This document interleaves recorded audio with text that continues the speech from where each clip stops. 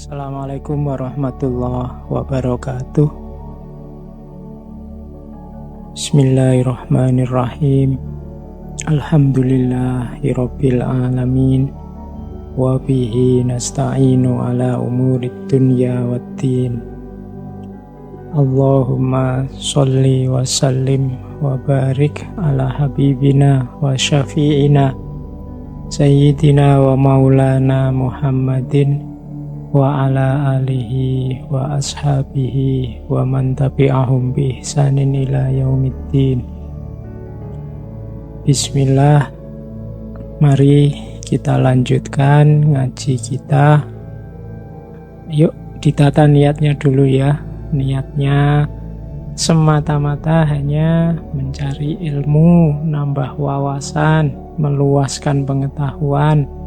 Semuanya lillahi ta'ala, hanya menjalankan keinginan perintah dari Allah dan juga anjuran dari Kanjeng Nabi untuk kita senantiasa menambah ilmu. Karena mau tidak mau harus kita sadari kuncinya orang hidup itu ada di ilmu.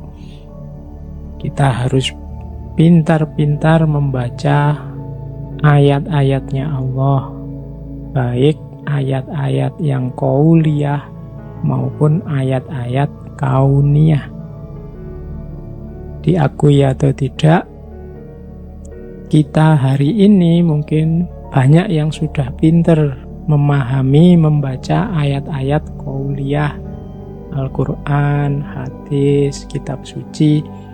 Namun kita sering agak susah untuk membaca ayat-ayat kauniyah karena kita memerlukan banyak ragam ilmu. Tentang hewan-hewan mungkin kita butuh peternakan, tentang ikan kita butuh perikanan, tentang ruang angkasa, tentang laut, tentang sungai, masing-masing ada ilmunya sendiri. Ini semuanya adalah ayat-ayat kauniyah. Oke, langsung saja ke tema kita hari ini, yaitu tentang penderitaan. Ini sebenarnya melanjutkan kemarin-kemarin, yang kalau kita definisikan secara ringkas, musibah itu ya apa yang mungkin tidak kita senangi yang menimpa kita. Meskipun dari pertemuan-pertemuan minggu lalu kita mendapat banyak kesadaran baru, karena jangan-jangan yang kita anggap musibah itu ternyata anugerah. Jangan-jangan yang kita anggap bencana, di balik itu tersembunyi banyak hikmah. Nah, malam ini kita lihat tentang penderitaan. Penderitaan ini dari kata-katanya sudah bisa kita pahami, ini hubungannya dengan apa yang kita rasakan. Di minggu ketika saya bicara tentang bencana, di situ kan ada satu pandangan bahwa bencana atau tidak bencana alam itu sebenarnya kuncinya ada pada manusianya. Manusianya merasa menderita apa enggak. Kalau tidak membuahkan penderitaan atau tidak dianggap sebagai penderitaan oleh manusia, biasanya tidak dianggap bencana. Kalau terjadi gunung meletus misalnya di tengah-tengah sana kutub utara yang tidak terasa sama sekali di peradaban manusia, mungkin ya tidak diberitakan besar-besar, tidak dianggap penderitaan. Jadi itu salah satu cara orang membaca bencana, ada yang seperti itu. Maka bencana itu kalau di slide yang pertama ini kategorinya, ciri-cirinya biasanya ada 1, 2, 3, 4. Yang pertama apa? Experience of unpleasantness. Penderitaan itu cirinya 4. Yang pertama, pengalaman ketidaknyamanan, ketidakenaan. Jadi kapanpun rasa tidak enak itu hadir, biasanya kita merasa menderita oleh apapun. Sehingga ciri kedua itu perception of harm or threat of harm. Jadi kita mempersepsi, merasakan adanya rasa sakit, atau kita terancam takut sakit, itu juga menderita. Jadi kita dipukul orang itu menderita, takut dipukul orang menderita. Dimaki orang itu sakit, takut dimaki orang itu sakit. Makanya ada hadis itu yang bilang al-muslimu man salimal muslimuna min lisanihi wa yadihi. Jadi seorang muslim itu yang kalau muslim yang lain merasa aman di dekat dia, baik dari tangannya atau dari mulutnya. Jadi tidak sekedar orang Islam itu yang tidak menyakiti, tapi orang Islam itu yang membuat orang aman di dekat dia karena yakin dia tidak akan menyakiti. Jadi kalau kita dekat-dekat seorang muslim yang sejati, kita merasa nyaman bahwa pasti dia tidak akan menyakiti kita, baik lewat tangan kita atau melalui mulutnya. Jadi perception of harm or threat of harm itu penderitaan. Karena dekat orang yang kita merasa terancam kan juga penderitaan. Jangan dekat-dekat teman itu deh. Dia kalau ngomong nyelkitnya luar biasa. Dia kalau komen selalu bikin sakit hati. Nah, itu berarti ada threat of harm. Kalau kita punya karakter seperti itu, kita berarti jadi sumber penderitaannya orang lain. Dengan mengikuti hadis Nabi tadi, ya berarti kita sebenarnya belum sejati kemuslimannya. Orang lain masih takut sama kita. Takut disakiti, baik oleh tangan maupun mulut kita. Yang ketiga, penderitaan itu ya bisa physical or mental. Kalau ini mudah dipahami ya. Jadi sakit fisik atau sakit mental. Dari kata-kata itu biasanya sakit mental. Kita sakit hati, kita susah, sedih, sumpek, itu sakit mental. Kalau sakit fisik ya fisik kita yang tersakiti. Sama-sama penderitaan. Kemudian ada degrees of intensity, ada level kedalaman yang beda-beda. Jadi ada orang itu mungkin cobaan hidupnya berat sekali, tapi dia masih bisa tertawa menikmati hidupnya. Tapi ada yang cuma dapat ujian kecil saja seolah-olah dunianya runtuh. Itu degrees of intensity. Penderitaan itu dicerna orang, intensitasnya beda-beda. Bagi mahasiswa yang kuliah, yang mungkin sejak semester 1 IP-nya pas-pasan, terus nilainya CDE, begitu dia semester ini dapat E lagi kan, degrees of intensity penderitaannya mungkin sudah rendah sekali. Dia enggak sakit lagi, biasa. Sudah kemarin nilainya jelek kok, sekarang dapatnya jelek, ya memang istiqomahnya begitu. Tapi bagi yang sebelumnya nilainya bagus terus, sekali dia dapat nilai jelek, wow, itu rasanya dunia kayak kiamat. Sama dapat nilai jelek, bagi si yang satu ini beratnya luar biasa, bagi yang satunya biasa-biasa saja. Maka ini harus kita perhatikan benar saat kita berhubungan, saat kita mengempati orang lain. Kadang-kadang dalam berhubungan dengan orang lain itu kita ngukurnya pakai ukuran kita. Alah, kalau cuma ngomong gini aja kan biasa aja. Lu jangan lupa, mungkin kalau versi orang yang sedang kita hadapi itu menyakitkannya luar biasa. Meskipun menurutmu, ini kan cuma guyon saja, dan seterusnya, yang semacam itu. Jadi itu degrees of intensity. Setiap orang menanggapi apa yang menimpanya secara berbeda-beda. Termasuk penderitaan ini. Tidak selalu ukuran kita cocok dengan ukuran orang lain. Kita merasa ini sudah berat, luar biasa, dan kita menganggap orang lain pasti juga seberat kita. Ya tidak mesti. Bisa jadi orang lain menangkapnya biasa-biasa saja. Jadi itu pemahaman awal kita tentang penderitaan.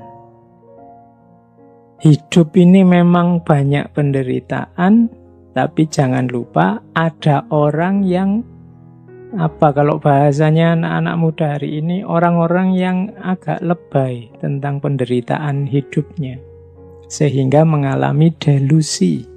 Kalau ini teori psikologi ini. Jadi di dunia psikologi dikenal ada orang-orang yang mispersepsi tentang penderitaan hidupnya.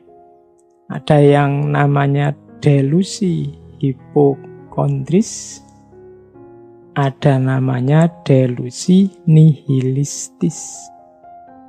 Delusi yang pertama ini ciri orang yang mungkin bahasa kita negative thinking. Dia selalu merasa diriku ini selalu menderita. Aku ini kok susah terus. Aku ini kok sakit terus. Nggak ada senengnya hidupku. Itu secara psikologi juga disebut delusi. Delusi itu berarti semacam tertipu, dia memahami dirinya, mispersepsi tentang dirinya. Apa iya sih hidup kita ini 100% isinya susah terus, menderita terus, kecewa terus, cemas terus? Kan enggak. Masih banyak hal yang bisa disyukuri. Tapi orang-orang yang kena delusi ini merasa bahwa hidupku selalu menderita. Sejak aku kecil sampai sebesar ini, enggak pernah sekalipun aku bahagia. Itu jenis delusi. Ada yang lebih dari itu, namanya delusi nihilistis. Delusi nihilistis ini merasa bahwa tidak cuma aku ini selalu menderita, tapi aku ini sudah tidak ada harganya. Tidak berguna lagi aku hidup di dunia. Apa gunanya aku ada sekarang? Nah, itu namanya delusi nihilistis. Menganggap dirinya tidak penting lagi untuk ada. Untuk yang mengalami yang kedua ini hati-hati. Karena jangan sampai melahirkan tindakan-tindakan yang merugikan diri sendiri dan orang lain. Jadi penderitaan ya kita akui, hidup ini memang banyak sekali hal-hal yang membuat kita menderita dalam tanda petik, tapi ya jangan berlebihan. Sampai tadi mengalami delusi, menganggap hidup kita selalu tidak ada senangnya sama sekali. Atau yang nihilitis, hidup kita ini tidak ada harganya. Saya itu apa sih Pak? Sekarang kan banyak itu, apa sih aku ini? Aku ini kan kayak remah-remah rengginang di... Nah, itu hari ini kan banyak istilah itu, ya enggak apa-apa untuk guyon. Tapi ya jangan sampai beneran kita merasa bahwa hidup ini enggak ada harganya. Allah mengizinkan kita, menakdirkan kita bisa hidup, eksis hari ini di muka bumi. Pasti ada tujuan, ada nilai, ada harganya. Tidak ada orang yang sama sekali tidak ada harganya. Mungkin kita menyebut ada loh Pak, orang-orang yang jadi sampah masyarakat. Ya, itu hanya salah kelola saja, baik dirinya maupun masyarakatnya, sehingga akhirnya dia tercampak, kita sebut sampah masyarakat. Itu pun ada harganya. Kapan-kapan kita membahas itu. Tentang dunia sosial orang-orang yang dianggap tidak berharga. Tapi jangan sampai kita merasa diri kita sendiri sama sekali tidak ada harganya. Berarti kita mengalami delusi nihilitis. Kadang-kadang ini nanti membawa orang jadi seperti saya sebut di minggu lalu, orang yang depresi terus mengakhiri hidupnya sendiri. Kita lanjutkan.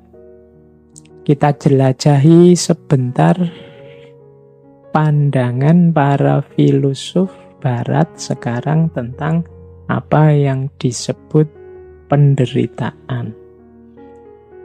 Jadi tidak hanya para filosof timur atau dalam tradisi tasawuf yang kita kenal sering bilang bahwa hidup ini penderitaan. Beberapa filosof besar Barat, bahkan filosof-filosof kunci juga punya pandangan bahwa hidup ini isinya memang kesulitan, kesusahan, penderitaan. Cuma ada cirinya, kalau di Barat ini membaca penderitaan itu sebagai tantangan.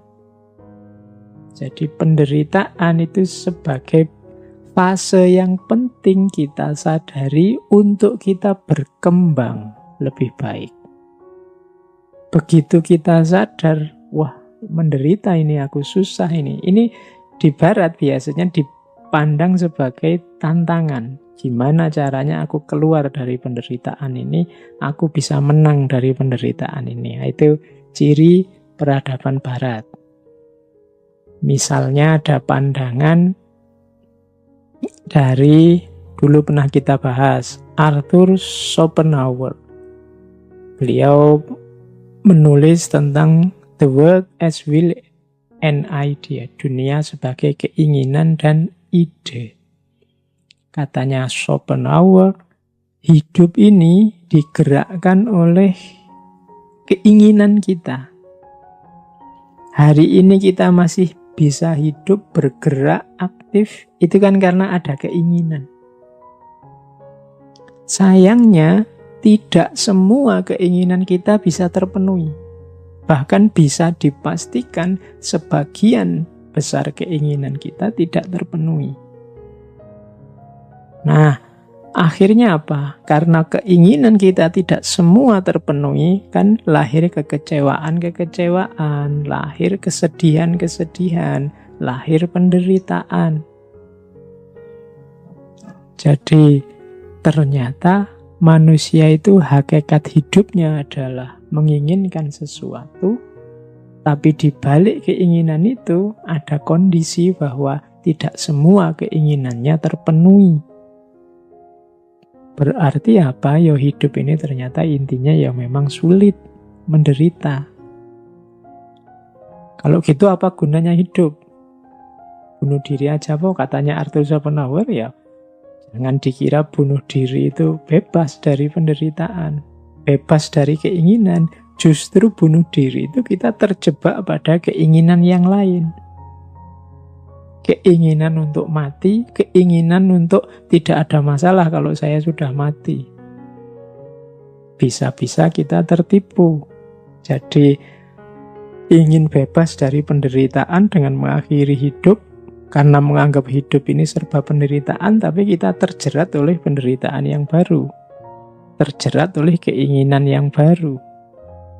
Jalannya, katanya Schopenhauer, bukan dengan cara mengakhiri hidupnya, tapi apa? Mengontrol keinginannya. Jangan terlalu banyak karep, jangan terlalu mengandai-andai punya keinginan yang aneh-aneh. Nah, itu bisa jadi solusi untuk mengakhiri penderitaan. Jadi katanya Schopenhauer, ya diatur saja keinginannya. Jangan menginginkan yang aneh-aneh, yang tidak terjangkau, sehingga kita tidak banyak kecewa. Nah, itu gayanya Arthur Schopenhauer. Nietzsche, kemarin kita banyak membahas tentang Nietzsche. Nietzsche punya quote yang sangat terkenal, "To live is to suffer. To survive is to find some meaning in the suffering." Hidup berarti menderita. Untuk survive berarti memberi makna terhadap penderitaan. Jadi katanya Nietzsche, tidak bisa, hidup itu memang isinya penderitaan. Caranya biar tidak menderita, biar selamat dari penderitaan apa? Kalau di Nietzsche ya, find some meaning in the suffering. Temukan makna dalam penderitaan. Di pertemuan 2 minggu yang lalu kan kita menyebut secara fenomenologis setiap orang menempelkan makna. Jadi tempelkan judul, tempelkan makna agar penderitaan ini tidak berbunyi penderitaan. Di sesi kemarin saya contohkan ketika ada teman kita diputus pacarnya, jangan dikasih judul diputus pacarnya ini sebagai dia sedang disakiti atau dicampakkan oleh pacarnya. Kasih saja judul dia diselamatkan dari pacarnya yang tidak beres itu. Oh, itu meaning namanya. Alhamdulillah dia pisah sekarang daripada kalau pisah nanti besok setelah menikah. Itu namanya give some meaning. Mahasiswa yang tidak lulus-lulus, jangan dikasih judul tidak lulus-lulus, nanti stres. Beri saja judul mahasiswa yang harus lebih banyak belajar lagi. mahasiswa yang diberi kesempatan untuk belajar lebih lama dan seterusnya. Itu namanya give some meaning. Jadi kalau kita membaca secara lugu, ya penderitaan tetap penderitaan, tapi jalan keluarnya apa? Tempeli makna yang cocok sehingga tidak menderita. Kalau ada orang membentak kita, misalnya kita melakukan apa yang menurut kita benar, menurut dia salah, jangan dibaca itu sebagai bentaan kemarahan, tapi baca saja itu sebagai peringatan kepedulian, simbol kasih sayang. Wah, kita tidak jadi sakit hati. Jadi hidup ini memang menderita, tapi ada jalan keluarnya. To survive is to find some meaning in the suffering. Beri makna saja yang cocok sesuai keinginanmu, yang membuatmu bahagia. Nah, saya lanjutkan. Kalau di Nietzsche ada istilah Ja-Sagen. Ja-Sagen ini salah satu istilah yang terkenal dari Sartre yang artinya mengiyakan hidup. Hidup ini memang penderitaan, tapi jangan ditolak. Iyakan hidupmu. Apapun situasi yang menyakitkanmu, iyakan. Terima dulu. Karena kalau kita menolak situasi, kita tidak akan bisa keluar dari masalah, tidak akan bisa keluar dari penderitaan yang kita hadapi. Maka pertama-tama, Ya-Sagen. Mengiyakan hidup. Situasi kita hari ini yang serba rumit, serba tidak jelas gara-gara Corona, kita sebut saja memang sedang rumit dan sedang tidak jelas. Itu namanya mengiyakan. Jangan melarikan diri. Jangan menganggap tidak ada masalah. Ada masalah, ya diterima, kita memang sedang bermasalah. Karena kalau mengiyakan saja belum, ya kita tidak akan ngerti ada masalah, apalagi mencari jalan keluar dari masalah. Jadi tipsnya Nietzsche selanjutnya, ya, iyakan dulu masalahmu. Nah, baru kalau sudah diiyakan, sekarang keinginanmu apa? Kalau menurutmu ini menyakitkan, membuatmu menderita, keinginanmu apa? Disitulah nanti Nietzsche punya will to power konsepnya. Jadi, oke, kalau keinginanmu itu wujudkan. Kalau keinginanmu itu, ya lakukan. Jangan diam saja, jangan malas, jangan lemah. Jangan jadi orang yang ingin dikasihani. Perjuangkan, wujudkan will to powermu. Keinginan, kalau makna letternya keinginan untuk menang, keinginan untuk berkuasa. Jadi ada masalah, kita menderita, iyakan. Oke, iya, saya memang ada masalah, saya memang menderita, saya memang sulit. Iya, tapi saya ingin keluar dari penderitaan ini, saya ingin melakukan ini, saya ingin membuahkan itu, saya ingin menghasilkan ini, wujudkan itu. Jangan jadi orang lemah, jangan jadi orang yang ingin dikasihani. Itulah nanti will to power. Jadi kalau ini agak beda sama Schopenhauer tadi. Kalau Schopenhauer ada masalah karena kita banyak keinginan, ya sudah, kalau ingin tidak banyak masalah, dibatasi saja keinginannya. Kalau Nietzsche tidak. Ada masalah, iyakan saja, kemudian keinginanmu apa, wujudkan untuk mengatasi masalah itu. Nah, jadi kalau Nietzsche malah perjuangkan, wujudkan. Kalau di Schopenhauer, kontrol dan batasi. Bedanya itu. Ada lagi, belum lama kita membahas Albert Camus tentang penderitaan. Kalau di Camus kemarin kan penderitaan itu, kenapa hidup ini menderita? Karena hidup ini absurd. Apa yang dimaksud absurd dalam hidup ini? Hidup ini isinya penuh kontradiksi-kontradiksi, ketidakjelasan-ketidakjelasan. Kita seperti Sisyphus. Dulu kita ceritakan ya bagaimana Sisyphus ini oleh dewa dihukum untuk menggelindingkan batu dari bawah gunung ke atas, Kalau sudah sampai di atas, dilepaskan lagi, menggelinding ke bawah, dia disuruh ngambil lagi, didorong lagi ke atas, sampai atas, dilepaskan, digelindingkan ke bawah, terus dia ke bawah lagi, dibawa lagi ke atas, terus digelindingkan ke bawah, terus begitu, tidak ada akhirnya. Hidup kita katanya, kamu seperti ini. Tidak jelas. Jadi apa, di mana awal, di mana akhir, apa target, apa tujuan, apa yang kita lakukan, ini sering tidak sinkron. Jadi hidup ini absurd. Ideal-ideal yang ada di kepala kita sering tidak nyambung dengan kenyataan hidup yang kita hadapi sehari-hari. Itu pun kita tetap merasa bahwa ideal-ideal kita itu luar biasa. Atau sebaliknya, kita tetap merasa yang kita lakukan itu cocok dan sesuai dengan ideal-ideal kita. Itu namanya absurd. Tapi katanya, kamu, iya sih hidup ini memang begitu. Semua orang juga begitu. Tidak ada hidup yang tidak absurd. Jalan satu-satunya apa? Ya nikmati saja hidup yang absurd ini. Kalau ada masalah, dicari jalan keluarnya. Jalan keluarnya kok absurd? Ya tidak apa-apa. Kita nikmati saja. Memang hidup ini cirinya absurd. Itu Albert Camus. Sama seperti tadi, Sisyphus tadi. Sampai kiamat harus mendorong batu ke atas, terus menggelindingkan ke bawah, terus didorong lagi ke atas, digelindingkan ke bawah. Tapi dalam ceritanya Sisyphus ini gembira. Kalau kita kan stres itu, disuruh dorong batu dari bawah ke atas, kurang kerjaan. Tapi sebenarnya kita dalam banyak aktivitas juga kayak Sisyphus ini, kurang kerjaan. Jadi banyak hal-hal tidak penting, banyak hal-hal sepele terus jadi sepele besar luar biasa.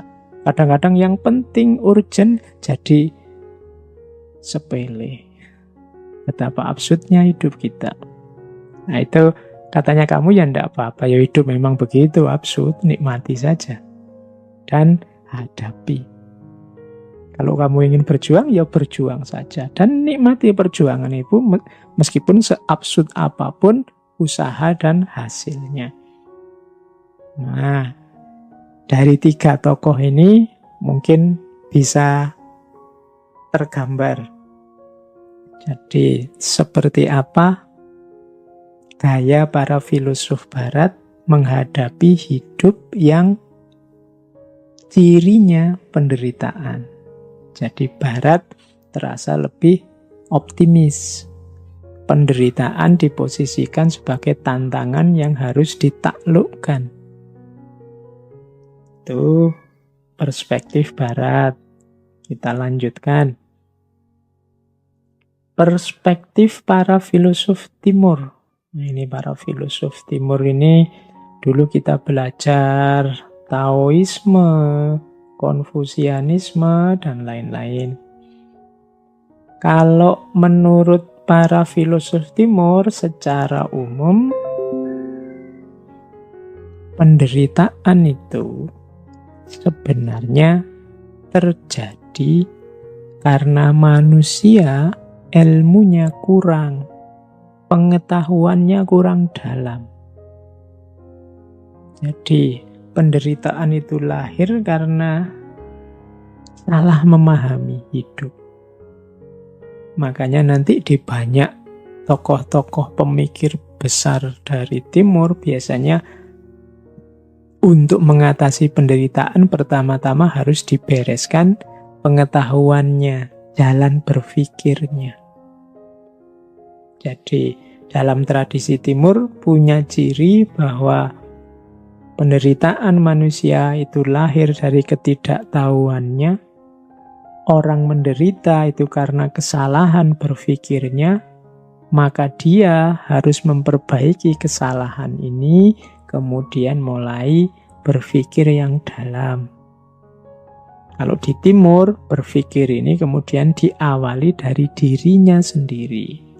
Kenapa kok harus dari diri kita sendiri? Karena yang menderita kita. Kenapa kok kita menderita? Ya karena kita ilmunya kurang. Pengetahuannya kurang luas. Seperti kemarin ya, waktu kita belajar tentang sakit itu loh. Saat kita belajar tentang sakit kan, seolah-olah sakit itu hanya negatif saja. Tapi begitu kita buka beberapa simpul pengetahuan tentang hikmah-hikmah sakit, kemudian terasa bahwa oh iya ya, ternyata sakit juga bisa berdimensi anugerah. Berarti apa? Banyak mungkin penderitaan-penderitaan yang kita alami itu lahir karena kita tidak tahu rahasianya, tidak tahu hikmahnya, kurang luas wawasan kita. Penglihatan kita terbatas hanya di situ, sehingga terlihat seperti penderitaan saja. Padahal mungkin kalau kita ngerti porsi dan proporsinya, juga peta luasnya, mungkin kita tidak jadi menderita. Maka para filosof timur itu banyak yang masuk lewat pintu ini, bahwa tidak, penderitaan itu lahir karena pengetahuan kita yang kurang. Pertama-tama pengetahuan tentang diri kita sendiri. Makanya para filosof timur, pemikir-pemikir timur itu lebih cenderung menyarankan pertama-tama membereskan diri sendiri. Pertama-tama membahas siapa aku, dari mana aku, apa sih peran dan posisiku dalam hidup ini, dari mana asalnya rasa menderita ini, apa tujuan hidupku, dan seterusnya. Kalau pertanyaan-pertanyaan penting ini terjawab, insya Allah nanti banyak hal-hal yang kita kategorikan sebagai penderitaan akan ketemu jawabannya. Nah, ini cara berpikir semacam ini cara berpikir khas para pemikir timur. Jadi tidak melihat ke masalah, tapi melihat ke manusianya yang bermasalah. Karena yang sekeliling kita anggap sebagai sumber penderitaan, itu sebenarnya kan hal-hal yang netral-netral saja. Dia jadi penderitaan ketika kita persepsi, ketika kita cerna, dan kita beri judul sebagai penderitaan. Maka kunci pertama yang harus dibereskan adalah manusianya. Kita lanjutkan. Tadi dari barat sudah, dari timur sudah. Sekarang kita pahami dari perspektif agama-agama.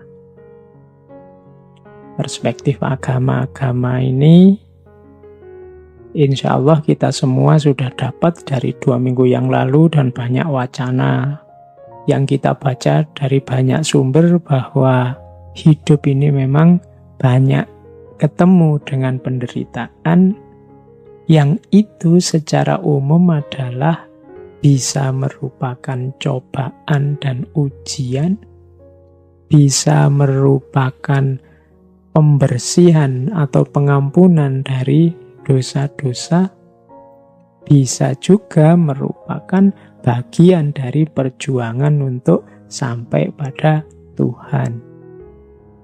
Nih, biasanya dalam agama-agama melihat penderitaan itu satu di antara 3 ini.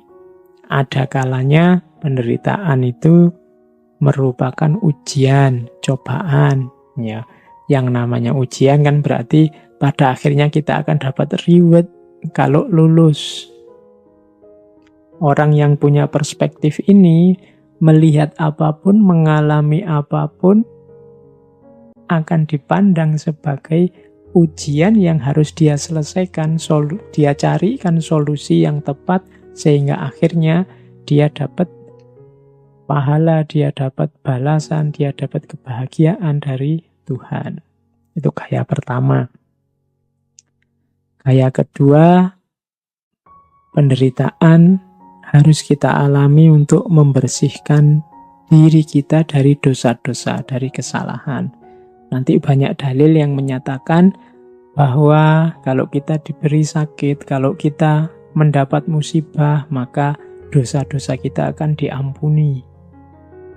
Atau yang ketiga, penderitaan adalah jalan yang harus ditempuh supaya orang bisa sampai pada Tuhan. Untuk menuju Tuhan itu kan banyak usaha, banyak upaya, banyak hal yang harus kita korbankan. Entah kecil, entah besar, entah kita anggap berat atau kita anggap biasa atau kita anggap ringan. Tapi kan di situ ada perjuangan, ada pengorbanan. Ketika ada pengorbanan ya pasti ada sedikit atau banyak rasa menderita. Kita disuruh zakat, itu kan tidak enak. Menderita kita, sebagian harta kita dikasihkan ke orang lain, padahal kemarin mencarinya capek. Kita menyebutnya pengorbanan. Tapi itu kan kita jalani demi bisa sampai pada Tuhan. Disuruh haji, berapa sekarang biayanya haji? Sholat 5 waktu, itu kan pengorbanan mungkin di tenaga, pengorbanan mungkin di waktu, meskipun sebentar. Kan tidak ada orang yang sholatnya lama hari ini, mestinya kan ya sebentar-sebentar. Tapi kan kadang sebentar itu kan rasanya beratnya luar biasa. Semacam penderitaan, pengorbanan yang hebat. Tapi kita jalani saja, kenapa? Biar bisa sampai pada Tuhan. Nah, ini perspektif tentang penderitaan. Saya miskin tidak apa-apa asal Allah ridho. Nah, itu perspektif tentang penderitaan. Biar kita diridhoi oleh Allah. Nah, jadi agama-agama secara umum punya ciri 3 ini ketika membahas penderitaan. Yang paling terkenal di antara agama-agama yang menonjol sekali konsepnya tentang penderitaan kan Buddhisme. Dulu kita pernah membahas tentang Buddhisme ya. Dalam Buddhisme, penderitaan ini kan hakikat hidup. Jadi hidup ini hakikatnya menderita. Ini selaras dengan pengalamannya Siddhartha Gautama. Kalau dalam Buddhisme, penderitaan ini dikenal sebagai dukkha. Kata-kata ini diserap dalam bahasa Indonesia nanti jadi kata-kata yang artinya juga penderitaan, yaitu dukkha. Biasanya ada kalimat selanjutnya dukkha derita. Karena memang artinya dukkha itu penderitaan. Hidup ini pasti dukkha isinya, penderitaan. Penderitaan itu bisa penderitaan yang biasa, duka, misalnya sakit fisik, nah itu duka. Sariawan, sakit gigi, sakit perut, nah itu duka, penderitaan biasa. Ada penderitaan karena perubahan. Kalau dalam Buddhisme istilahnya viparinama dukkha. Misalnya menderita karena putus cinta, menderita karena terpaksa harus hidup dengan orang yang kita benci, menderita karena ditinggal orang yang kita sayangi, dan seterusnya. Ini kan terjadi perubahan. Itu sakit. Jadi karena apa? Karena situasi baru itu kan menyakitkan. Kemarin bersama, berdua, sekarang sendiri, itu kan menyakitkan. Kemarin tidak punya teman sekacau ini, sekarang punya teman sekacau ini. Akhirnya tiap hari makan hati. Ya, itu kan karena perubahan, itu juga duka. Kemarin tinggal di sana, hawanya panas sekali, orangnya marah-marah terus. Sudah terbiasa terhanyut ikutan marah-marah. Sekarang ganti situasi, isinya bukan orang marah-marah lagi, tapi orang pendiam semua. Wah, itu kan menderita. Jadi penderitaan karena perubahan. Intinya tidak tercapainya keinginan. Sehingga kita sedih, sehingga kita merasa gundah, dan seterusnya. Itu namanya viparinama dukkha. Yang ketiga, penderitaan karena kita sebagai manusia. Ini yang disebut penderitaan sebagai hakikat hidup. Bahwa sebagai manusia kita ini lahir dengan karakter manusia yang lemah banyak keterbatasan, tidak berdaya, nantinya tua dan juga mati. Ini kalau cerita tentang keterbatasan manusia, kalau manusia berhubungan dengan Buddhisme, ini saya ingat dulu saya zaman kuliah suka sekali baca cerita-cerita dari tradisi cerita-cerita Cina yang banyak serialnya itu. Yang saya ingat ada serial yang judulnya Golok Pembunuh Naga. Itu tokohnya Zhang Wuji. Saya masih ingat itu, Tio Buki. Dia ini ketua aliran, namanya aliran Ming. Ini hubungannya sama penderitaan. Jadi aliran Ming ini kalau pakai istilah Tiongkok namanya Ming Jiao. Ming Jiao itu agama cahaya. Ini aliran ini untuk orang-orang Tionghoa yang menganut agama. Dulu agama ini disebut sesuai nama pendirinya, yaitu Mani, dari Persia. Sehingga agama ini dikenal dengan nama Manikaisme. Meskipun ketika masuk Tiongkok nanti terpengaruh oleh Buddhisme dan Zoroastrianisme, Zoroaster dan Buddhisme. Nah, yang saya ingat dari novel ini cerita Golok Pembunuh Naga ini yang ngarang namanya Jin Yung. Ada satu syair yang bagus dari aliran agama cahaya Ming Jiao ini yang saya ingat sampai sekarang. Yang kalimatnya begini kurang lebih maksudnya. Hidup apa senangnya, mati apa susahnya. Kasihan manusia di dunia, selalu hidup menderita. Itu kalimat ini menurut saya menarik. Ini ada bau Buddhismenya. Jadi, apa sih kesenangan hidup ini sampai kita mati-matian berusaha untuk meraihnya? Hidup apa senangnya? Mati apa susahnya? Apa sih susahnya mati ini sehingga begitu takutnya kita dengan kematian? Kasihan manusia di dunia selalu hidup menderita. Kasihan sekali orang-orang itu ya, hidupnya jadinya susah terus. Tidak ada senengnya. Kenapa? Harusnya dunia ini seneng, akhirnya tidak seneng karena begitu terobsesi mengejar-ngejar kesenangan dunia. Padahal sebesar apa sih kesenangan dunia itu? Kita juga begitu takut, begitu parno dengan kematian. Padahal apa iya sih kematian itu begitu negatifnya, begitu menyusahkannya. Nah, ini saya dapatnya dari novel, tapi menarik untuk menggambarkan bagaimana agama Manikaisme ini menganggap bahwa sudahlah hidup jangan terlalu diambil serius. Hidup itu menyenangkan tapi juga tidak sebegitunya. Mati itu menyedihkan tapi juga tidak sebegitunya. Yang susah kalau orang terlalu memberati hidup, terlalu takut dengan kematian, akhirnya selalu hidup menderita. Nah, jadi kembali ke Buddhisme tadi, salah satu agama yang menganggap hakikat hidup intinya adalah duka atau penderitaan adalah Buddhisme. Sebabnya apa? Penderitaan itu ada dua, tanha sama avijja. Jadi tanha itu nafsu, kalau avijja itu kebodohan, kegelapan batin. Kebodohan berarti tadi ya, kurangnya pengetahuan.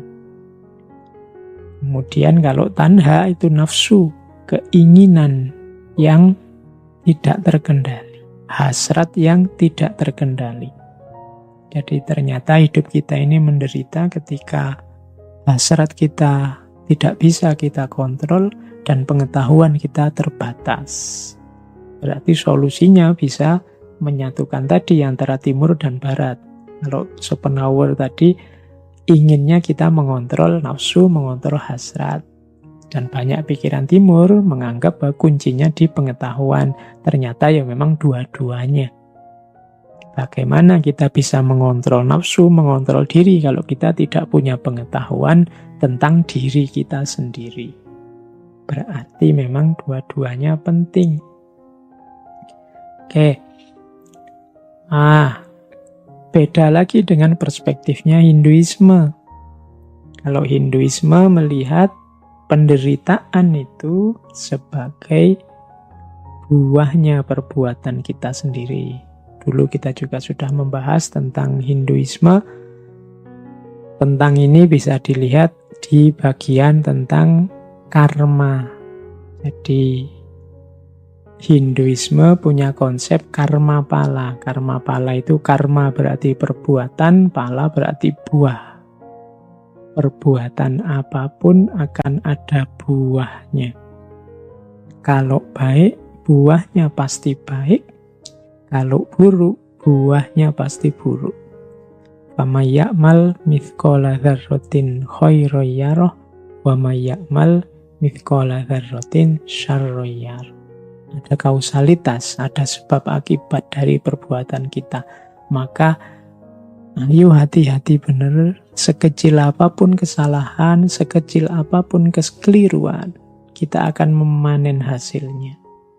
Demikian juga sekecil apapun kebaikan, kita juga akan mendapatkan balasannya. Nah, ini kalau dalam Hinduisme disebut konsep karma pala. Karma pala itu konsep bahwa setiap perbuatan akan membuahkan hasil, yang itu nanti di sana terbagi 3. Ada namanya sancita karma pala, ada namanya prarabdha karma pala, ada namanya kriyamana karma pala. Jadi ada balasan yang diterima sekarang dari kehidupan sebelumnya. Ini kalau dalam Hinduisme karena ada konsep reinkarnasi. Ada juga prarabdha karma pala, yang ini balasan yang diterima saat ini dari kehidupan saat ini. Jadi ada yang kelakuan kita bulan lalu, hasilnya kita nikmati sekarang. Ini jenis kedua ini. Males-malesan kita awal semester kemarin, hasilnya akhir semester kita nilainya jatuh. Itu kelakuan kita hari ini, kita nikmati saat ini juga. Ada juga yang kelakuan kita hari ini, buahnya besok. Ini namanya kriyamana. Ini maksudnya mewanti-wanti kita, hati-hati. Pak, saya sudah melakukan buruk-buruk, yang jelek-jelek ndak ada tuh Pak, balasannya mana? Karmanya mana? Saya enjoy-enjoy aja tuh, jangan lupa. Yang akan datang akan kamu nikmati, pasti akan kamu nikmati. Ya seandainya tidak besok-besok, pasti di kehidupan yang akan datang. Nah, itu konsep kriyamana karma pala. Jadi yang kita lakukan sekarang, hasilnya yang akan datang. Ini kalau ini konsep Hinduisme. Jadi penderitaan itu ya kelakuan kita sendiri. Penderitaan itu hasil apa yang kita jalankan sendiri. Karena kita menjalankan yang buruk-buruk, yang jelek-jelek, ya kita panennya yang buruk-buruk dan yang jelek-jelek. Konsep ini namanya karma pala. Kalau dalam Hinduisme, dalam Buddhisme ada dukkha, kalau Hinduisme ada karma pala. Ada lagi saya bawa konsepnya Taoisme. Taoisme punya konsep yang khas juga tentang penderitaan. Tao melihat, itu saya bawa beberapa ayat dari kitab sucinya Taoisme. Jadi Lao Tzu menyatakan yang pertama, kekayaan dan kemuliaan apabila dijadikan kebanggaan akan mendatangkan penderitaan. Jadi kekayaan itu hasil kerja kita, kemuliaan itu posisi kita di tengah masyarakat karena perilaku kita, Kekayaan sifatnya materi, kemuliaan sifatnya non-materi. Cuma ini kalau kita jadikan dasar identitas kita yang kita banggakan, akhirnya hanya akan melahirkan penderitaan. Kita akan susah karena itu. Jadi jangan terikat, jangan melekat dengan kekayaan dan kemuliaan. Kita akan kecewa. Kekayaan apalagi lebih mudah habis, lama-lama dia habis. Kalau kebanggaan kita dasarnya kekayaan, pada saatnya kita akan sangat kecewa ketika kekayaan itu habis atau kekayaan itu mendorong kita ke dalam hal-hal yang tidak kita inginkan. Kemuliaan juga begitu. Kemuliaan itu sangat tipis, bahkan kemuliaan itu kan posisi kita di tengah masyarakat. Dan masyarakat itu bisa mudah sekali mencabut kemuliaan yang kita sandang dalam persepsi mereka. Ada orang yang begitu alimnya puluhan tahun tapi melakukan sedikit kesalahan, satu saja kesalahan, kemudian hancurlah kemuliaan, hancurnya nama baik itu. Kalau dia hanya menggantungkan pada kekayaan dan kemuliaan, maka penderitaan yang dia rasakan akan luar biasa. Itu maksudnya tahu. Maka katanya tahu, seorang bijaksana setelah melakukan pahala bagi dunia lalu mengundurkan diri. Inilah justru yang sesuai dengan jalan tahu. Jadi menurut Taoisme, sudahlah, ayo lakukan kebaikan. Ayo melakukan hal-hal yang bermanfaat di dunia ini. Setelah itu tidak usah menuntut apa-apa, tidak usah membanggakan apa-apa. Inilah jalan tahu dan inilah yang aman. Kalau kita tidak menginginkan apa-apa, ya tidak akan dikecewakan oleh apa-apa. Bagaikan alam yang menciptakan segala benda dan isinya, tetapi tidak menganggap sebagai miliknya. Jadi belajarlah dari alam. Alam itu memberikan banyak untuk kita, berkontribusi, memberi manfaat besar untuk hidup kita, tapi alam tidak pernah merasa bahwa karya itu, produk itu adalah haknya. Nah, jadi alam akhirnya lebih stabil, lebih harmoni. Jadi lakukan kebaikan, lakukan kebijaksanaan, lakukan banyak hal yang bermanfaat untuk dunia. Setelah itu tidak usah dihitung, mundurlah. Maka penderitaan tidak akan datang. Bekerja tetapi tidak membanggakan kepandaiannya. Berjasa tetapi tidak mengakui pahalanya. Oleh karena tidak mempunyai apa-apa, maka dia tidak pernah kehilangan apa-apa. Penderitaan lahir karena kita merasa tidak meraih sesuatu atau kehilangan sesuatu. Tapi kalau kita tidak ingin apa-apa dan kita tidak merasa punya apa-apa, ya kita tidak akan kehilangan apa-apa. Maka penderitaan juga tidak akan hadir dalam hidup kita. Ini perspektifnya Taoisme. Ternyata memang dalam hidup kita penderitaan itu lebih sering datang karena perilaku kita sendiri. Tidak sekedar karena hal-hal yang ada di sekeliling kita. Tadi saya cerita tentang novelnya Jin Young. Tiba-tiba saya teringat cerita juga serial, teman-teman mesti akrab. Ini ada hubungannya dengan penderitaan. Tiba-tiba saya ingat, sayangnya slide-nya tidak ada. Jadi kisah tentang perjalanan ke barat. Ya, teman-teman masih ingat ya dengan ceritanya Kerasakti Sun Gokong. Ini di banyak referensi disebut bahwa cerita perjalanan ke barat itu ya gambaran tentang perjalanan jiwanya manusia. Bagaimana 4 muridnya Biksu Tong ini menggambarkan hambatan-hambatan dalam jiwa manusia yang sering mengganggu, yang sering melahirkan penderitaan.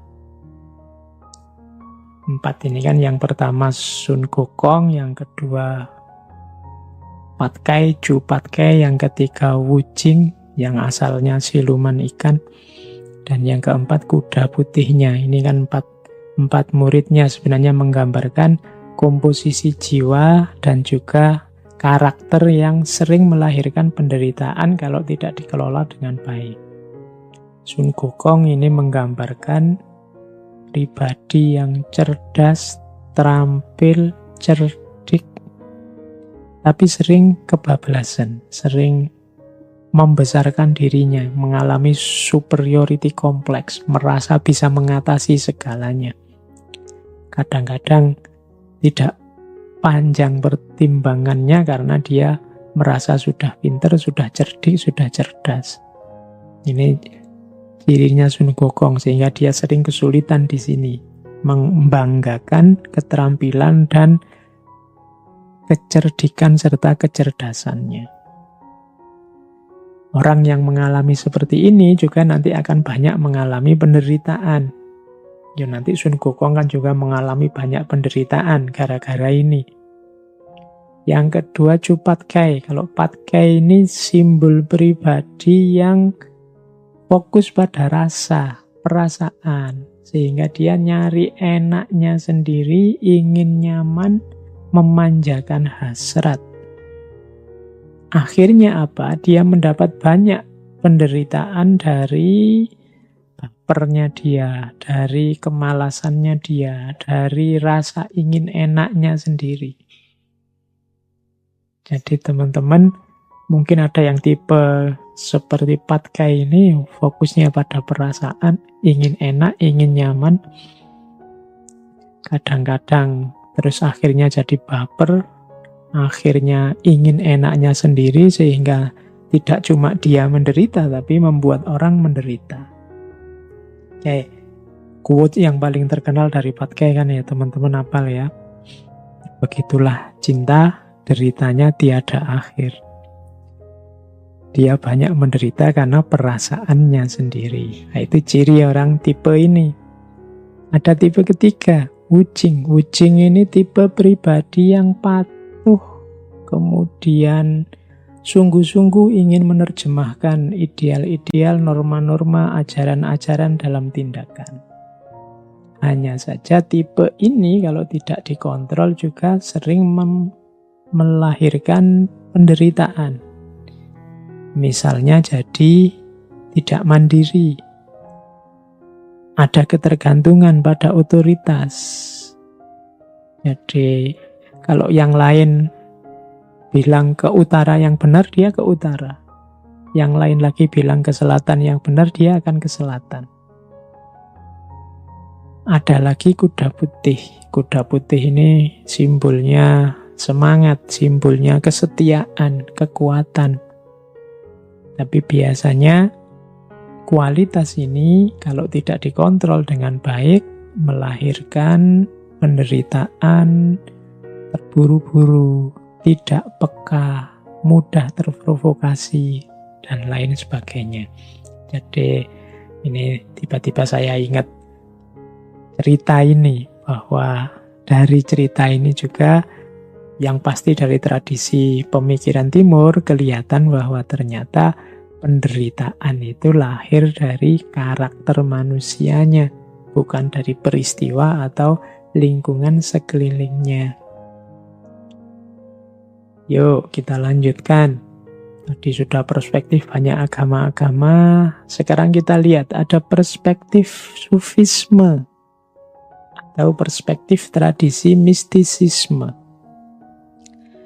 Di perspektif sufisme, penderitaan ini bahkan bukan sesuatu yang dihindari. Minggu lalu saya cerita tentang Robiah, dan masih banyak lagi cerita tentang para wali yang penderitaan itu bukan sesuatu yang dihindari, bahkan penderitaan diposisikan sebagai jalan untuk membersihkan diri.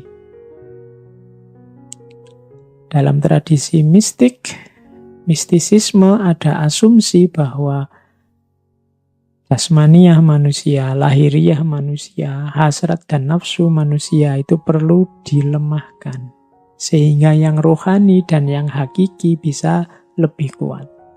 Cara melemahkannya seperti apa? Dengan jalan membuatnya menderita.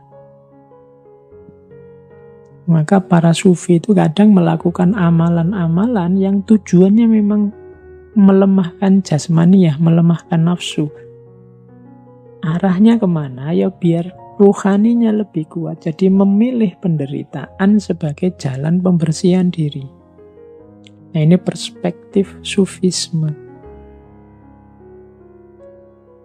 Biasanya dipakai dengan istilah melakukan suluk, melakukan perjalanan via purgativa. Purgativa itu pembersihan diri melalui penderitaan-penderitaan. Hidup yang justru milih menderita. Ini kan sering ya, meskipun tidak ekstrim, kita misalnya puasa, milih puasa Senin Kemis, milih sholat malam. Ini kan milih yang tidak enak. Kan waktunya orang istirahat tidur, kita malah bangun sholat. Waktunya orang boleh makan, kita milih tidak makan. Ini kan contoh milih jalan penderitaan. Tujuannya apa? Untuk pembersihan diri. Modenya ya mode riyadoh, mode mujahadah, tazkiyatun nafas. Jalan untuk membersihkan diri. Jadi kadang-kadang sufi itu lebih milih jalan yang tidak enak.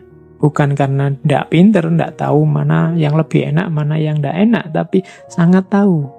Tapi beliau milih itu untuk melemahkan jasmaninya, melemahkan hasrat nafsunya, sehingga rohaninya jadi kuat. Ini perspektif sufisme.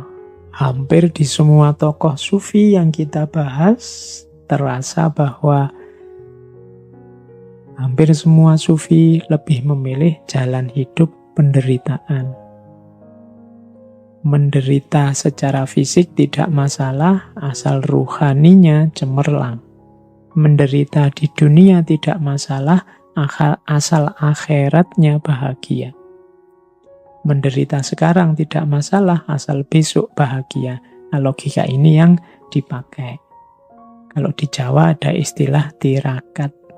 Mungkin ada serapan dari bahasa Arab, tirakat dari kata-kata taroka, meninggalkan. Jadi meninggalkan itu orang yang pantang melakukan sesuatu atau pantang memakan sesuatu atau dan seterusnya. Tujuannya apa? Untuk tadi menguatkan rohani. Ini perspektif sufisme.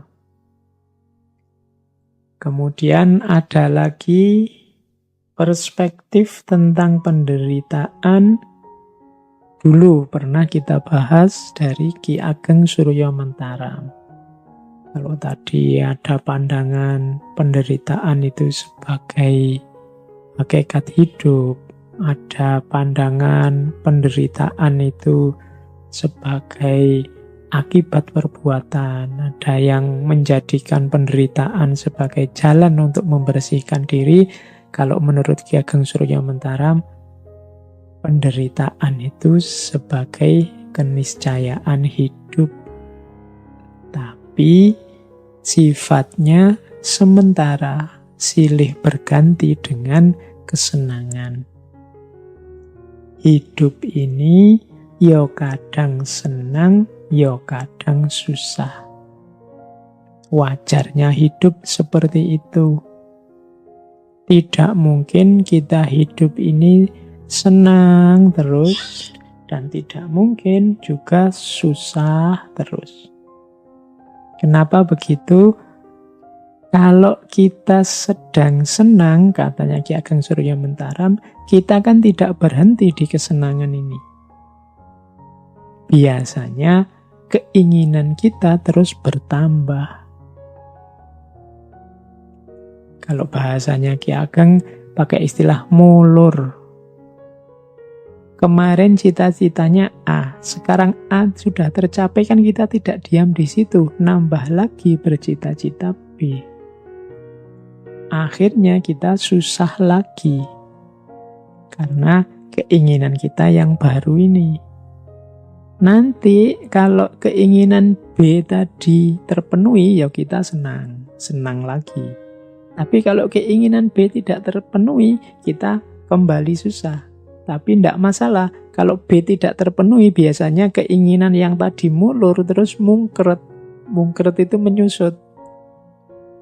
Menyusut itu jadinya terus begini, tidak apa-apalah, dapat A saja sudah cukup kok. Kita syukuri saja yang A tadi. Itu namanya mungkret. Orang hidup itu selalu begini, gitu loh. Jadi antara mulur sama mungkret. Keinginan itu selalu silih berganti. Kalau terpenuhi seneng, tidak terpenuhi terus susah. Setelah susah, keinginannya berkurang. Setelah berkurang, akhirnya dia seneng lagi. Tapi terus menginginkan yang lain lagi. Nambah lagi keinginan, susah lagi. Hidup ini silih berganti seperti itu. Kadang senang, kadang susah. Kadang mulur, kadang mungkret. Kadang mengembang, kadang menyusut. Itulah hakikat hidup. Kalau kita menolak juga tidak bisa. Ya kadang senang, kadang susah. Ada senangnya, ada susahnya. Yang tadinya kita anggap penderitaan karena keinginannya tidak terpenuhi. Tapi begitu tidak terpenuhi kan kita terus mungkret, menyusut keinginannya. Akhirnya kita senang lagi. Misalnya, kita menuju gimana caranya biar cepat lulus kuliah. Begitu lulus kan senang, keinginannya tercapai. Tapi setelah senang wisuda kan ada keinginan tambahan lagi. Misalnya, ingin dapat pekerjaan. Ini dapat kerjaan kok susah ya. Sudahlah, disyukuri dulu yang lulusnya ini tadi. Sebelum menginginkan yang lain. Setelah bersyukur kan bahagia. Setelah itu kan tetap nambah lagi keinginannya. Jadi penderitaan itu keniscayaan hidup. Tapi jangan khawatir, hidup ya ndak menderita terus. Ada senangnya, ada susahnya. Keinginan itu ya tidak terpenuhi semua. Tapi bukan berarti juga terpenuhi semua. Jadi keinginan bisa terpenuhi, bisa tidak terpenuhi. Kalau tidak terpenuhi ya susah, kalau terpenuhi ya seneng. Kalau begitu susah, terus keinginannya berkurang. Setelah berkurang, seneng lagi. Begitu terpenuhi, seneng. Setelah terpenuhi, keinginannya tambah. Akhirnya susah lagi. Itulah hidup. Kita sadari ini, maka kita tidak akan terpengaruh lagi oleh senang dan susah. Karena ternyata apakah senang, apakah susah, itu ya sudah keniscayaannya hidup. Jadi kalau teman-teman sedang mengalami apapun, ingat teorinya Ki Ageng Surya Mentara ini, jadinya simpel. Ya memang begitu itu hidup. Kadang senang, kadang susah. Kadang keinginan kita terpenuhi, kadang ya tidak terpenuhi. Tidak perlu dibikin wow. Sekarang dari ranah teodisi. Teodisi ini cabang filsafat yang membahas tentang kejahatan. Ini dulu mungkin saya ingat pernah ngaji satu sesi khusus tentang kejahatan. Kalau ini kita siap-siap bermain akal ya, bermain rasio. Ada dialog-dialog, ada jawaban-jawaban. Sering saya bilang kalau hasil kalkulasi akalnya manusia selalu ada kelemahan-kelemahannya. Teodisi menjawab bahwa penderitaan itu perlu loh. Mengapa kok perlu? Kan ada jawaban yang pertama begini. Kenapa kok harus ada penderitaan dalam hidup? Ada jawaban penderitaan itu hukuman atas orang-orang yang berdosa. Penderitaan itu ujian biar nanti orang dihapus dosanya, kemudian bisa masuk surga. Penderitaan itu untuk membuat orang semakin sadar dan semakin bermoral.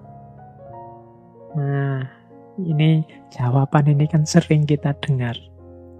Oke, di akhir sesi musibah ini saya ingin memberi sedikit bantahan, sedikit sanggahan terhadap argumen tentang perlunya penderitaan ini.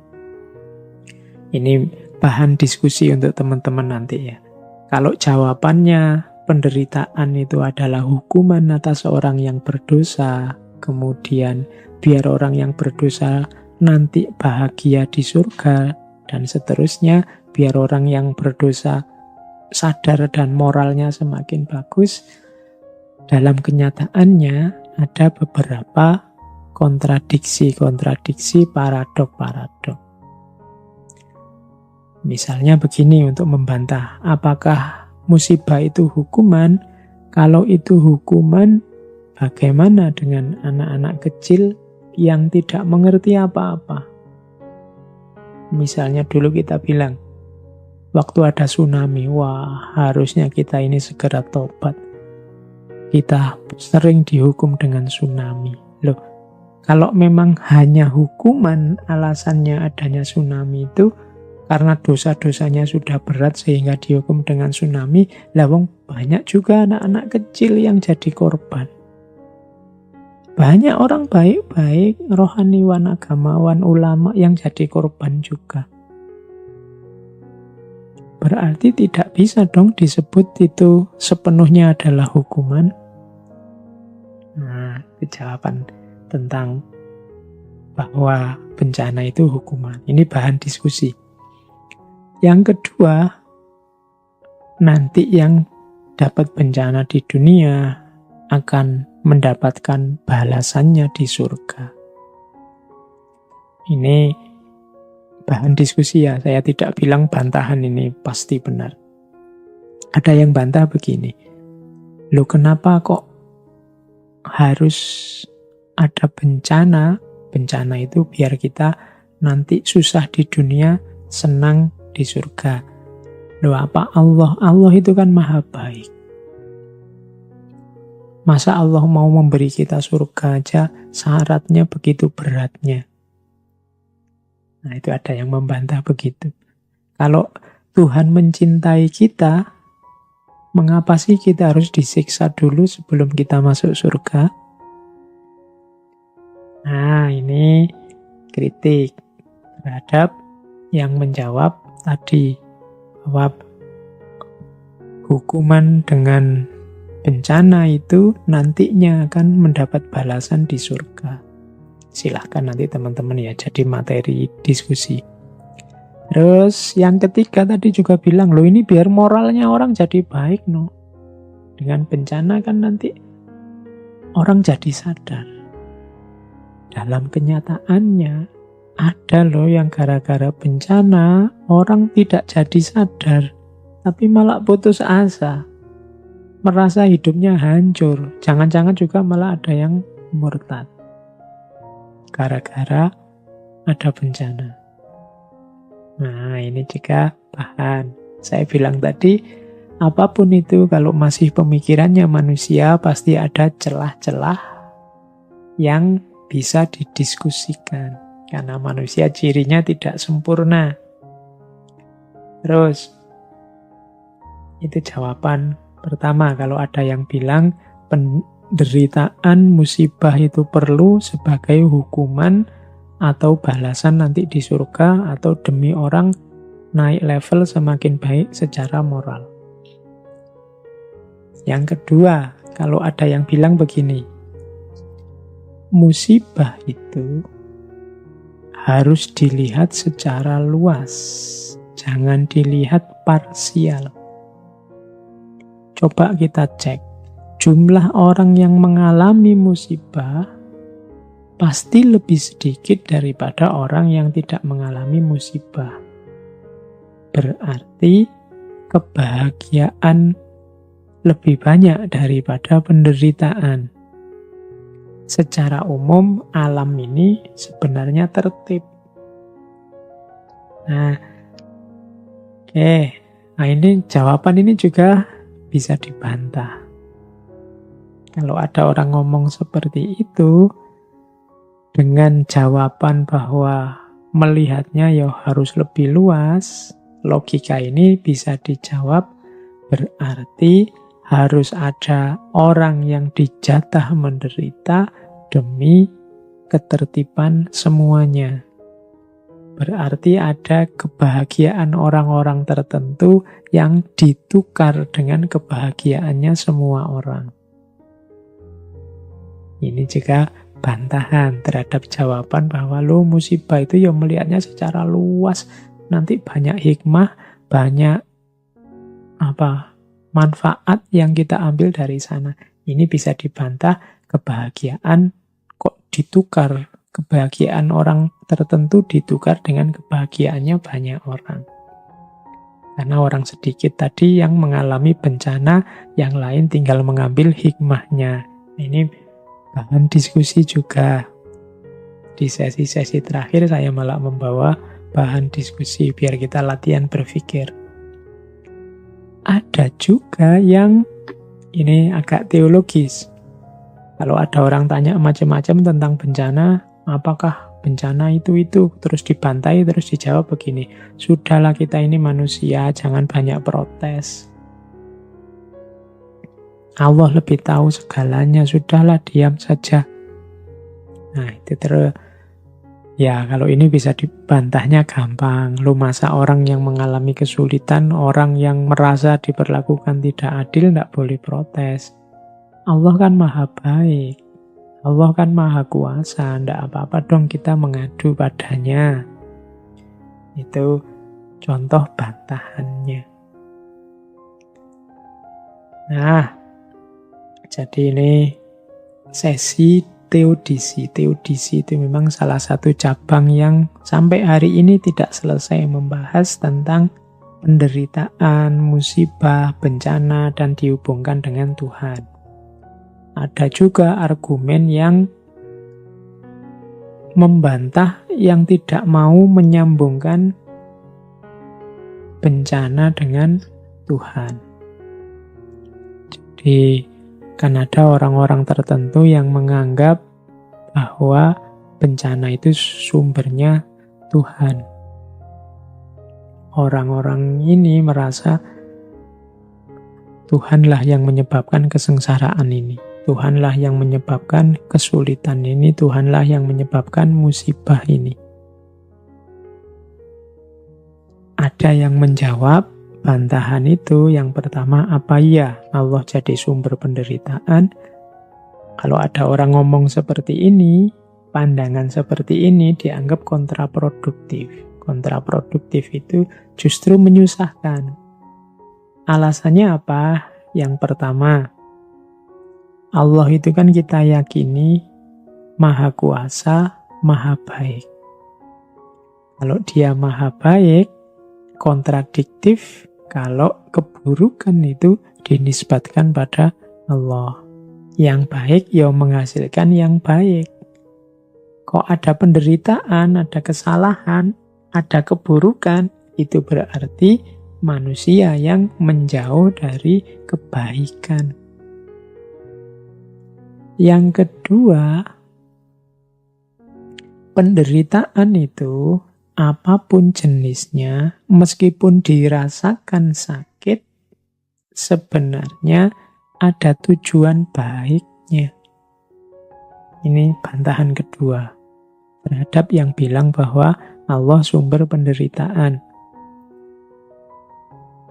Allah yang maha kuasa pasti dan maha baik, pasti punya tujuan baik dengan yang kita rasakan sebagai penderitaan, yang kita anggap sebagai menyusahkan kita.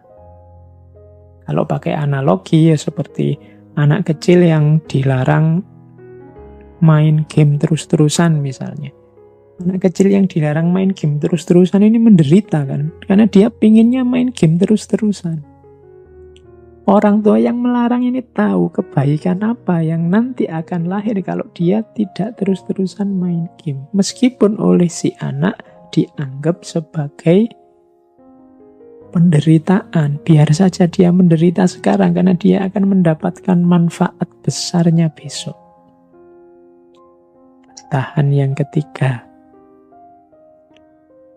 Pandangan bahwa Allah adalah sumbernya keburukan, ini akan menyulitkan nanti dalam upaya untuk rekonstruksi, dalam upaya untuk menyembuhkan orang-orang yang kesulitan karena bencana. Karena kalau Allah sumber penderitaan, berarti kita tidak punya hal lain di luar hidup ini tempat kita bergantung. Karena kalau kita punya Allah, kita punya Tuhan yang melindungi kita, yang menyayangi kita, maka kita lebih mudah kalau sedang susah. Target kita, tujuan kita, sandaran kita Allah. Tapi kalau Allah sudah kita jadikan sumbernya penderitaan, ya kita tidak bisa ke sana lagi untuk keluar dari penderitaan. Kita tidak ada lagi yang memberi motivasi. Kita tidak punya motivasi, tidak punya target sandaran untuk mengurangi penderitaan yang kita rasakan. Lah ini sumbernya dari Allah. Apa bisa aku minta keringanan? Apa bisa biar ini tidak jadi menderita? Wong ini sudah keinginannya Allah. Nah, jadi ini argumen ketiga ini ingin bilang bahwa Allah jangan disebut sebagai sumber penderitaan. Karena kalau kita sedang menderita, pelarian kita yang terakhir itu Allah, Tuhan. Kalau dia diposisikan sebagai sumbernya penderitaan, nanti kita tidak bisa lagi lari ke Allah saat menderita. Oke, itu dialog-dialog filsafat tentang penderitaan. Ya monggo nanti untuk bahan diskusi. Saya bilang tadi, pikiran-pikiran filsafat itu ya produk berpikirnya manusia, yang pasti tidak ada yang sempurna. Selalu ada titik-titik lemahnya tempat kita untuk mengkritisi. Saya lanjutkan dengan, ini agak menarik. Tiba-tiba saya dapat referensi dari Mahatma Gandhi sebenarnya. Ada, katanya Mahatma Gandhi, ada 7 dosa, ada 7 kesalahan kita, yang 7 ini nanti akan jadi sumber penderitaan kita dalam hidup. Ini 7 dosa ini saya bawa karena agak populer, mungkin manifestasinya ada dalam kehidupan kita sehari-hari kali ini. Yang pertama apa? Penderitaan kita hari ini banyak muncul dari antara lain, nomor 1, politik tanpa prinsip. Ini katanya Gandhi ya, politik tanpa prinsip. Politik itu tata masyarakat, bagaimana cara mengatur kehidupan bersama. Kalau dia tanpa prinsip, kalau dia hanya berdasarkan kepentingan-kepentingan sesaat, keinginan-keinginan sementara, tidak ada prinsip-prinsip, yang terjadi ya kekacauan. Kalau itu kekacauan, pasti melahirkan penderitaan. Jadi dosa pertama yang menjadi sumber penderitaan adalah politik yang tanpa prinsip. Yang kedua, sumber penderitaan adalah bisnis tanpa moralitas. Usaha bekerja yang tidak menggunakan moralitas. Kalau bisnis biasanya hanya melihat untung dan ruginya. Ini juga nanti akan jadi sumber penderitaan. Yang ketiga, pengetahuan yang tanpa karakter.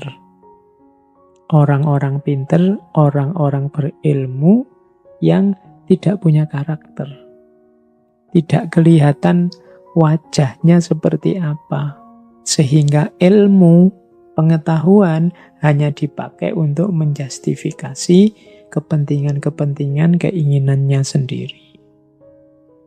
Yang keempat, sains tanpa kemanusiaan. Ilmu pengetahuan atau sains yang dikembangkan dengan tidak mempertimbangkan nilai-nilai kemanusiaan. Ini nanti juga akan melahirkan penderitaan. Beberapa kritik terhadap sains modern kan sudah menunjukkan itu. Misalnya sains yang hanya melahirkan manusia-manusia yang kayak robot, sains yang hanya melahirkan destruksi terhadap peradaban, sains yang melahirkan bom nuklir yang menghancurkan, sains yang menghasilkan, dan lain sebagainya. Sains tanpa kemanusiaan. Jangan lupa juga 7 dosa sumbernya penderitaan adalah kekayaan yang tanpa kerja. Kekayaan yang tanpa kerja simbol kemalasan. Meskipun sumber daya kita luar biasa, kalau isinya hanya orang-orang malas yang tidak mau beraktivitas, yang ingin hasil instan saja, pada saatnya kekayaan itu akan habis dan akan lahir penderitaan. Kemudian yang keenam, kenikmatan tanpa nurani. Kenikmatan tanpa nurani ini orang yang hanya ingin seneng-seneng saja, memikirkan kenyamanannya saja, tanpa menghidupkan kepekaannya terhadap lingkungan sekelilingnya. Hanya nyari enaknya sendiri saja. Dan yang nomor 7, ketakwaan yang tanpa penyangkalan diri.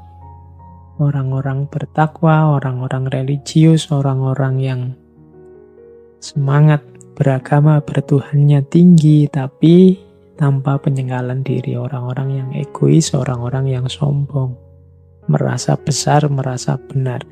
Jadi ini 7 dosa sumber penderitaan.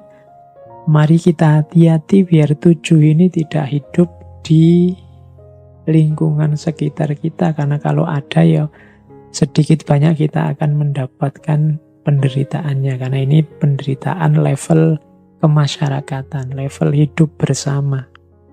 Kalau yang di atas tadi kan penderitaan sendiri-sendiri individu kita, tapi ini sebenarnya penderitaan dalam kehidupan masyarakat, itu lahir dari 7 dosa ini. Politik yang tanpa prinsip, bisnis yang tanpa moralitas, pengetahuan yang tanpa karakter, sains yang tanpa kemanusiaan, kekayaan yang tanpa kerja, kenikmatan yang tanpa nurani, dan ketakwaan yang tanpa penyangkalan diri. Nah, ini sudah mau berakhir. Ada catatan saya tentang beberapa kunci untuk menghadapi penderitaan. Dari banyak paparan di atas, sedikit bisa kita simpulkan ternyata memang tidak mungkin hidup yang tidak ada penderitaan. Setiap hidup pasti mengalami penderitaan karena kita ternyata manusia yang tidak sempurna, punya banyak sekali kelemahan. Ada beberapa kunci yang bisa kita ingat-ingat untuk menghadapi penderitaan. Yang pertama adalah sabar dan muhasabah. Kalau sabar ini jelas ya, sabar itu berarti daya tahan kita menghadapi penderitaan. Tapi perlu juga digandeng dengan muhasabah. Seperti dijelaskan di depan tadi, muhasabah adalah salah satu kunci. Muhasabah berarti pemahaman diri, pengetahuan kita tentang diri, salah satu kunci untuk kita bisa ketemu jalan keluar dari penderitaan. Jadi sabar plus muhasabah. Kita tanggung derita ini, tapi sambil refleksi. Apa yang salah yang aku lakukan sehingga penderitaan ini lahir?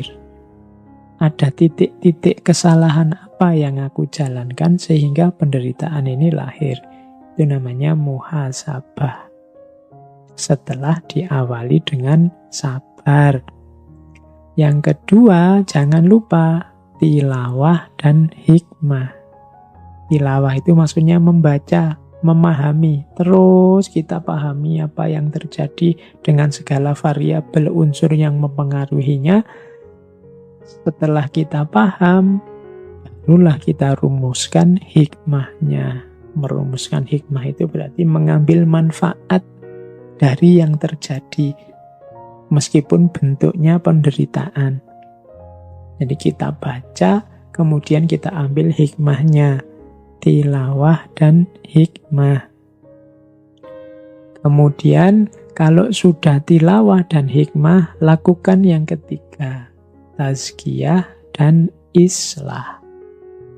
Tazkiyah itu membersihkan diri, islah itu melakukan kebaikan terhadap lingkungan sekeliling kita.